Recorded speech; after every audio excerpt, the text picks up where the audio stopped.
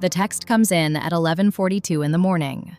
She's standing in a corridor with 200 other graduates, cap slightly crooked, holding a single carnation her mum pressed into her hand before finding a seat in the hall. Around her, everyone is taking pictures with their dads. She notices that.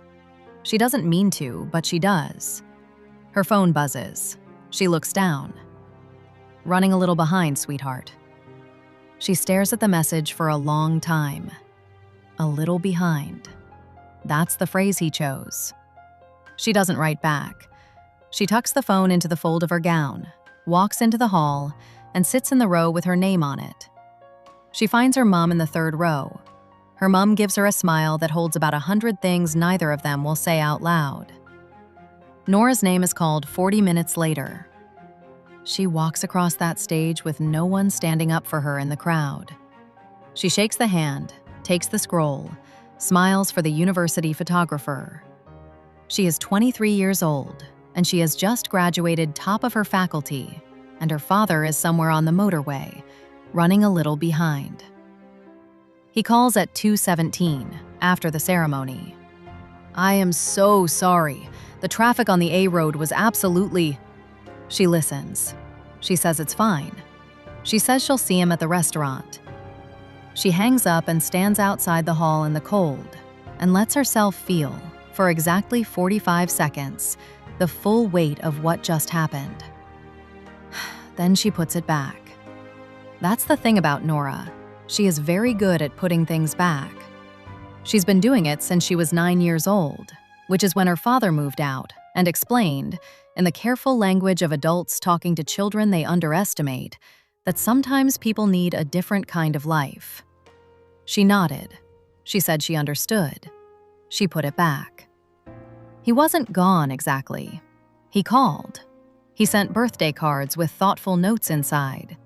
He showed up at Christmas with good presents and the kind of guilt that expresses itself as generosity. For a few years, that felt like enough. For a few years, she told herself that some dads are like that, present in spirit, unreliable in practice, but trying. And then he met Tamsin. Tamsin was not a bad person. That's the thing Norah will tell you first, because she means it. Tamsin was warm and loud and laughed at everything, and cooked big Sunday dinners, and had a son named Jasper, who was 11 years old and had never had a consistent father figure in his life. Roy, Norah's dad, was very moved by that. He stepped into that role like he'd been waiting for it. Maybe he had. Maybe that was always the shape of him. The kind of man who rises to meet need when it's right in front of him, uncomplicated by history. Jasper needed someone. Roy showed up. Norah had been watching him not quite show up for 15 years, so she kept her thoughts to herself and told herself it was a good thing. She believed that. For a while, she actually believed it. The first time the imbalance showed itself, it was small. A football match of Jasper's. Roy couldn't make Norah's uni open day. "Kids things," he said. "You understand." She understood. A school play. Roy missed Norah's 21st birthday dinner. Not entirely, he made it for dessert. "Just running behind, sweetheart." She understood that, too. She understood it when Jasper's team made the regionals and Roy was 40 minutes late to meet Callum, her boyfriend of 2 years, for the first time. She always understood. The graduation was different. Not because it was bigger than the other things, but because standing in that corridor, holding that carnation, she finally heard herself think the thought she'd been keeping at arm's length for 6 years. He's not running behind. He's just not coming. Not in the way that counts. Not the way he showed up for Jasper's recital that same morning, on time, front row, filming on his phone, posting it to Facebook with a caption about how proud he was of his boy. She found out about that later. Not from him. And when she did, that quiet, ordinary Tuesday, just her and a cup of tea going cold on the table, something in her stopped explaining him to herself. Not in anger, just in clarity. It's a strange thing, clarity. It doesn't arrive loudly. It doesn't announce itself. It just arrives. He gets to the restaurant 47 minutes after the ceremony ends. She's already there. Her mom is already there. Callum is there, tie slightly loosened, hand resting on Norah's under the table. They've ordered drinks. They've done that thing you do, kept the conversation deliberately light, stayed away from the empty chair across the table, made it easy for everyone. Roy walks in and the whole room seems to shift for him. That's always been his gift. He has the kind of face that makes strangers think he's someone they know, and the kind of energy that fills a doorway. He spots Norah and his expression does something complicated, proud and guilty and relieved all at once, and he opens his arms wide. There she is, my graduate. She stands up. She lets him hug her. She breathes through her nose and says, "It's fine, it's fine. The traffic was terrible, she knows." He orders a bottle of something expensive. He toasts her. He tells the story of the drive, the roadworks, the diversion, the impossible car park, with the energy of a man describing a great adventure rather than a failure. Her mom smiles the way her mom has always smiled at Roy, like she's watching a film she's seen before and has made peace with the ending. Callum is polite. He's always polite with Roy, which Norah has noticed, because Callum is not always polite with people he doesn't respect. He's just careful. The dinner is fine. The dinner is genuinely fine. Roy is funny and generous and present in the way that he sometimes, occasionally, when the conditions are exactly right, manages to be. He asks Callum about his job. He asks Norah about her plans. He pays the bill without looking at it. He hugs her in the car park and tells her he's proud, so proud she has no idea. She drives home thinking, maybe she's been too hard on him.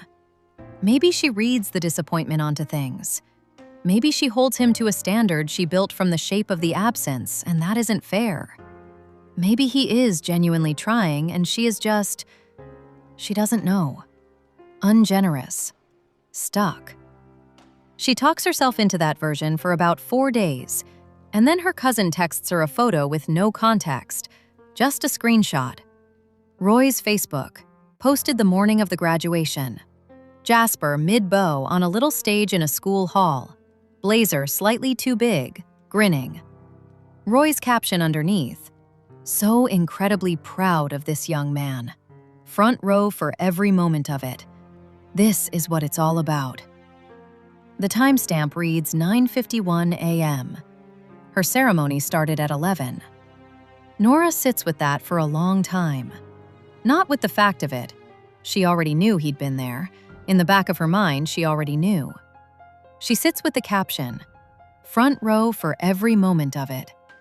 The way he said it like it was a principle he lived by, like showing up was a value he held. She thinks, he knows how to be on time. He just decides who's worth it. If you've ever watched someone's patterns snap into focus all at once, where suddenly every single thing that confused you makes a horrible kind of sense, then you already know what's happening to Norah right now. And if you don't want to miss where this goes, subscribe. I promise you, this story earns it. She doesn't confront him.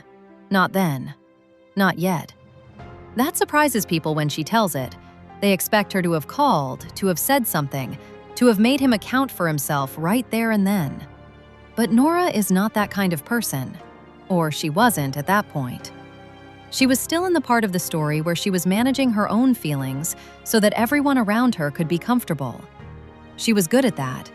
She had been trained for it. What she does instead is go quiet. Not cold, not distant. She returns his calls. She shows up at Christmas. She sits at Tamsin's dining table and passes the roast potatoes and watches Roy ruffle Jasper's hair with the easy, unthinking warmth of a man who has nothing to account for. She watches that. She absorbs it. She doesn't say a word. Callum notices. He doesn't push. That's one of the things about Callum. He gives her room to arrive at things in her own time. He just watches her watching Roy, and one night in the car on the way home from a family dinner, he reaches over and takes her hand without saying anything. She looks out the window. She's starting to understand that the version of her father she's been protecting isn't real. And understanding that, really sitting inside it, takes longer than anyone tells you it should. The engagement happens 6 months later, and that's when Roy shows her exactly who he is. She calls him from the car. Callum is still inside paying for dinner. He'd proposed over pasta, quietly, no audience, just the two of them and a ring he'd been carrying for 3 weeks. And Norah is sitting in the passenger seat with her coat still on and her hand held out in front of her, looking at this thing on her finger, and she calls her dad because that's what you do. That's the reflex. Even now, even after everything she's been quietly understanding about him, the first call still goes to Roy. He picks up on the second ring. "Norah, I was just thinking about you," she tells him. Just like that, straight out, voice a little unsteady because she's happy, and she hasn't stopped being happy yet. He explodes. The good kind, the genuine kind. He's loud and warm, and he says, "Oh my girl," in this voice she remembers from being small. And for about 90 seconds, she is 9 years old again, and her dad is exactly who she always wanted him to be. 90 seconds. "Tamsin is going to lose her mind," he says. "She adores Callum, and Jasper's going to be over the moon. Oh, he'll want to be involved. You know how he is. He'll want to do a reading or something. You'll have to let him do a reading." She stops hearing him properly after that. Not because she's rude, because something in her brain does a quiet thing, like a door closing somewhere far back in a house, and she finds herself listening to the shape of the sentence rather than the words. He has moved from "my girl" to "Jasper" in under 2 minutes. The engagement is already being absorbed into someone else's story.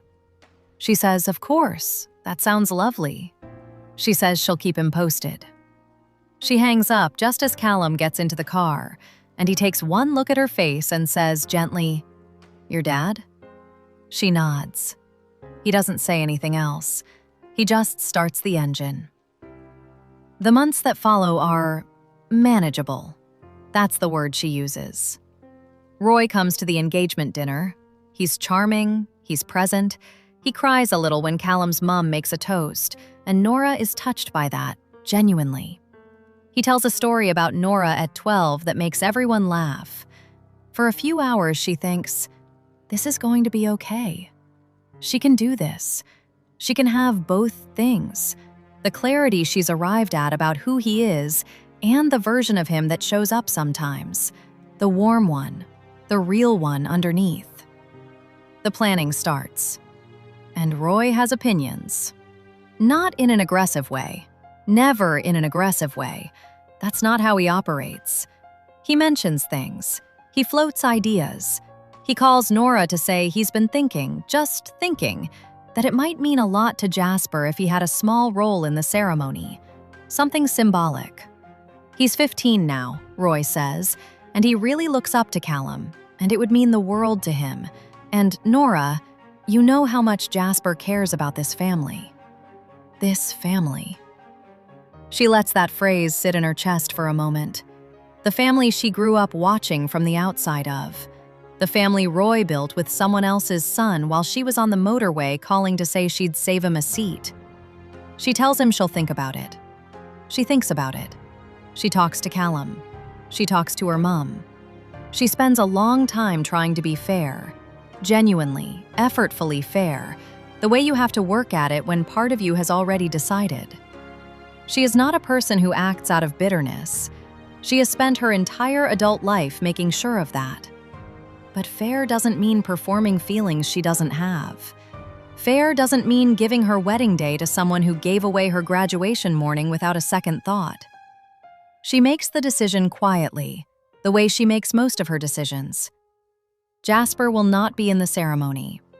Tamsin will be invited as a guest, warmly, genuinely, because Norah has nothing against Tamsin.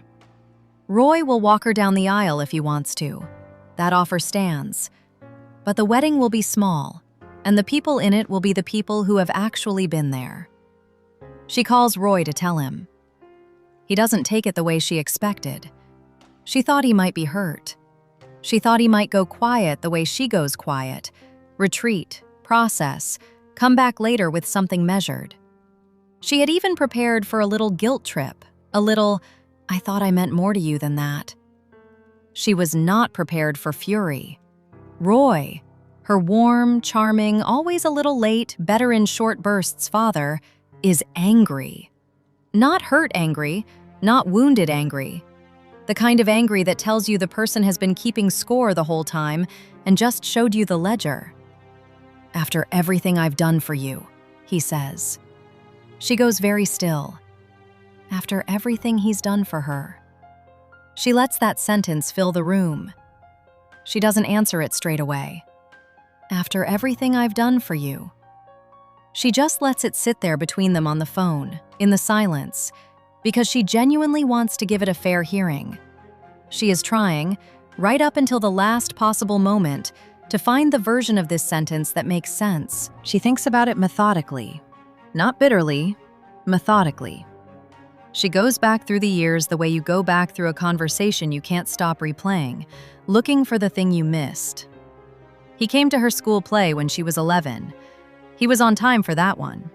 He paid for half her driving lessons at 17 and always mentioned it afterward. Not meanly, just mentioned it. He called on her birthdays. He came to the graduation dinner and ordered the expensive bottle and paid without looking at the bill. She is trying to build a case for him, and she keeps running out of material. Because here's what "after everything I've done" actually means, when she lays it flat. He showed up when it was convenient. He was generous when generosity was easy. He loved her in the way that costs nothing. The birthday calls, the restaurant tabs, the Facebook comments on her photos that said, "So proud of my girl." Public love, frictionless love, the kind that doesn't require you to change your plans. And he gave Jasper the other kind. The kind that meant rearranging your morning. The kind that meant sitting in a cold school hall for an hour watching children play instruments. The kind that meant front row, every moment, no excuses. Norah had watched him give that away for 6 years. She had watched it and said nothing, and explained it to herself and put it back. And now he was standing on the phone telling her she was being ungrateful.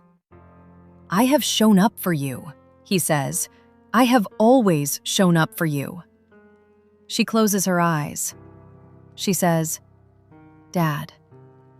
Just that. One word. The way you say someone's name when you are done arguing the premise. He takes it as an invitation to keep going. He lists things. The driving lessons. A laptop he bought her at 16. A loan she'd long since repaid that he references like a wound still healing. His voice has a quality she's never heard in it before. Tight, slightly unhinged, the voice of someone whose self-image is in the process of being threatened and cannot afford to let that happen. She starts to understand something. Roy is not just angry about the wedding. Roy is angry because Norah, by making this decision, has implied something about the last 20-odd years. She hasn't said it. She doesn't need to say it. The decision says it for her. And he can feel it, even if he can't name it, and he is fighting it with the only weapon he has. "After everything I've done." She lets him finish. Then she says, carefully and without cruelty, "I love you, Dad. I'd really like you to be there. But Jasper won't have a role in the ceremony, and that's not going to change.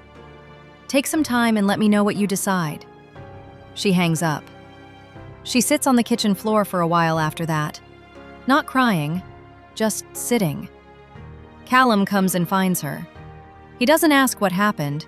He already knows the shape of it. He sits down next to her on the kitchen floor and they stay there for a bit in the particular silence of two people who have just crossed a threshold and both know it. "You okay?" he asks. She thinks about it honestly. "I think so," she says. "I think I'm actually okay." She means it, and the fact that she means it tells her more about how long she's been waiting to say it than anything else. Roy doesn't call back that day. What he does instead is call her mum. Norah finds out about this the next morning when her mum rings, measured and careful, to say that Roy had phoned and was very upset and felt that Norah was punishing him for things that weren't his fault. And did Norah want to talk about it? Her mom isn't taking sides. Her mom never takes sides. She left that marriage with her dignity intact by refusing to make Norah into a weapon, and she's not going to start now. But she's telling Norah because she thinks Norah should know what's happening. What's happening is that Roy is making calls. Not to Norah, around Norah. The family grapevine starts humming. A cousin texts to say, "Heard there's some drama about the wedding. Hope you're okay." An aunt, Roy's sister, sends a long message about the importance of forgiveness and how family is everything and Jasper is just a child who loves Norah and never meant any harm. Jasper, Norah thinks, has done nothing wrong. That's what nobody in Roy's circle seems to understand. This was never about Jasper. But Roy needs it to be about Jasper. Because if it's about Jasper, if Norah is just being cruel to a teenager who only ever wanted to be part of the family, then Roy is the defender, the protector, the good man caught between a difficult daughter and an innocent child. That version of the story is much easier to tell. And he is telling it everywhere. The calls keep coming. Not from Roy. Roy has gone quiet, which is its own kind of pressure. From everyone else. The aunt who sent the forgiveness message sends another one, longer, with a scripture reference at the bottom. A family friend texts to say she's heard Norah is being very hard on her father, and she hopes they can work it out. Each message arrives in the same gentle register. Not accusatory, just concerned. Just hoping everyone can come together. Just reminding Norah that Roy loves her. She notices nobody is reminding Roy that she exists. That's the thing about the version of the story Roy is telling. It has a villain, and the villain is ungrateful. And everyone receiving the story has only ever known Roy as the charming man with the loud laugh who pays for dinner and posts proud captions on Facebook. They have no frame for any other version of him. Why would they? He has been very careful about what he shows them. Norah stops responding to the messages. Not rudely. She reads them. She puts her phone down. She gets on with her day. She has a wedding to plan. She has a life to live. She is not going to spend the 6 months before the best day of her life managing the feelings of people who only have half the story and aren't curious about the other half. Callum watches her move through it and says one evening, "I think you've gotten very free." She thinks about that word for days. Free. Not happy, not healed, not fine. Free. Like something that had been holding weight had just let go. She hadn't noticed herself putting it down, but it was down. Roy resurfaces 3 weeks before the wedding. He calls on a Sunday morning, which is deliberate. Sunday mornings are when he has always called, ever since she was a teenager, the one consistent rhythm he ever maintained. She picks up. His voice is different. The fury is gone. What's there instead is something more uncomfortable, something soft and slightly wounded. The voice of a man who has been sitting with himself long enough to feel bad, but not quite long enough to understand why. "I don't want to miss your wedding, Norah." She exhales. "Then don't," she says. A pause, then, "It's just, Jasper is really hurt. He doesn't understand why, and there it is." She had genuinely hoped, in the small, hopeful part of her that never quite gives up, that the sentence was going to end differently. That he was going to say, "I've been thinking about the graduation," or "I understand why you made the decision you made," or even just, nothing. Just, "I don't want to miss your wedding," and a full stop, and the two of them agreeing to show up for each other for once. But the sentence ended with Jasper. It always ends with Jasper. "Dad," she says, "I need to ask you something, and I need you to really hear it." He says, "Okay." When you think about my wedding, when you picture that day, who are you picturing it for? Silence. Because I've been thinking about it, she says, and I think for a long time I've been trying to earn a version of you that it turns out you were already giving away. And I'm not angry about that anymore. I genuinely am not. But I can't keep pretending it didn't happen just because it's uncomfortable for you to look at. More silence. Longer this time. Roy says, I don't know what you want from me. And Norah, calm, clear, surprisingly gentle, says, I want you to come to my wedding. That's it. That's all I've ever wanted. Just come. Be there. Not for Jasper, not to make a point, not to manage how it looks to the family. Just come because I'm your daughter and I'm getting married. He doesn't answer right away. She waits. She's good at waiting. Finally, he says, I'll be there. She doesn't feel the rush of relief she expected. She feels something quieter and more complex, the particular emotion of wanting something for so long that when it arrives, you've already changed shape around the wanting. She thanks him. She says she'll see him on the day.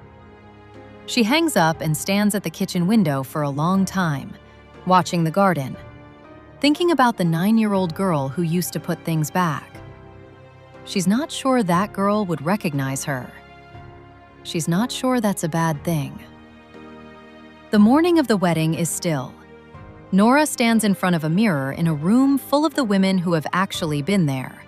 Her mom, 2 friends who drove through the night to be with her, a cousin who brought breakfast nobody ate. The dress fits, the flowers are right. Outside, the weather has done the exact thing the forecast promised it wouldn't, and the light through the window is the kind of light you can't plan for. She looks like herself. Not a dressed-up version, not a performance. Just herself, turned up all the way, with better earrings. Roy arrives on time. She hears this secondhand from Callum's best man who texts, Your dad is here, looking smart. She reads it and feels something loosen slightly in her chest. He came. He actually just came. Whatever else today holds, he is here, and she is getting married. And maybe that is enough. Maybe that is the version of Roy she keeps. Not the fantasy father, not the man she spent 20 years wishing he would be, but this. A man who showed up, finally, when it counted. Late to most things, but here. She lets herself have that. The speech happens after dinner. Roy stands up with a glass in his hand and the comfortable ease of a man who has always known how to work a room. He is good at this. She knew he would be good at this. He tells a story about the day Norah was born, genuinely funny, warm, the whole table leaning in. And she watches people fall for him the way people always fall for him, and she doesn't resent it. She just sees it. He talks about her as a little girl. He talks about watching her grow up. He says she is the best thing he ever did, and he means it. She can hear that he means it, and her eyes fill a little because she believes him. She has never stopped believing that he loves her. And then, I also want to say, Roy says, voice shifting just slightly, finding a different gear, that I know I haven't always been perfect. I know there have been times I haven't got it right. But I hope that what I've tried to do, what I've tried to model, for Norah and for all the young people I've had the privilege of being around, all the young people, is that family isn't just blood. It's showing up. It's being present. It's choosing people. The table is nodding. The table thinks this is beautiful. The table does not have the context. Norah sits very still. She watches her father give a speech about the importance of showing up at her wedding to a room full of people who have no idea he spent 6 years showing up for someone else's child and running late to hers. He is not lying. That's what she turns over in the days after. He is not lying. He believes this about himself. The version of Roy that Roy lives inside is a man who shows up, who chooses people, who models presence. The dissonance between that version and the observable facts is not something he can see. Maybe it's not something he has ever been able to see. She reaches under the table and finds Callum's hand. He squeezes back without looking at her. He already knows. He heard it too. Roy finishes. The room applauds. He sits down and catches Norah's eye across the table and smiles, proud, a little relieved, the smile of a man who thinks he did well. She smiles back, not because she's pretending, because she has made a decision about what she is carrying out of this room and what she is leaving on the table. She is not taking the speech with her. She is not taking the 6 years, or the graduation morning, or the Facebook post, or the fury on the phone. She is not interested in being a woman whose defining story is her father's limitations. She picks up her glass. She looks at Callum. She looks at her mom. She looks at the room full of people who drove through the night, who answered the phone at midnight, who sat on kitchen floors without being asked. She thinks, this is what showing up actually looks like. She thinks, I know the difference now. And knowing the difference, that's not a loss. That's not something that was taken from her. It is, if she's honest, the most valuable thing her father ever gave her. Just not in the way he intended. She spent 20 years learning how to put things back. She spent one wedding learning how to set them down. Those are not the same thing. There's a version of this story where Norah cuts Roy off entirely, where she delivers a verdict and enforces it and never looks back. And I understand why people want that ending. It's clean, it's satisfying, it feels like justice. But Norah didn't choose that. She chose something harder and, I think, something braver. She saw her father clearly, without the filter of who she needed him to be. And she decided to love what was actually there, instead of grieving what wasn't. That's not forgiveness as an excuse. That's not pretending. That's just a woman who finally stopped auditioning for a role that had already been cast. If this one stayed with you, if you've ever loved someone who gave their best self to the wrong room, there's another story waiting for you that I think you need to hear. It's about a woman who found out her husband's whole family knew something she didn't. For years, and nobody said a word. Click it. I'll be right there with you. I'm Hani. People always show you who they are. Wet Teddy just slows it down. I'll see you in the next one.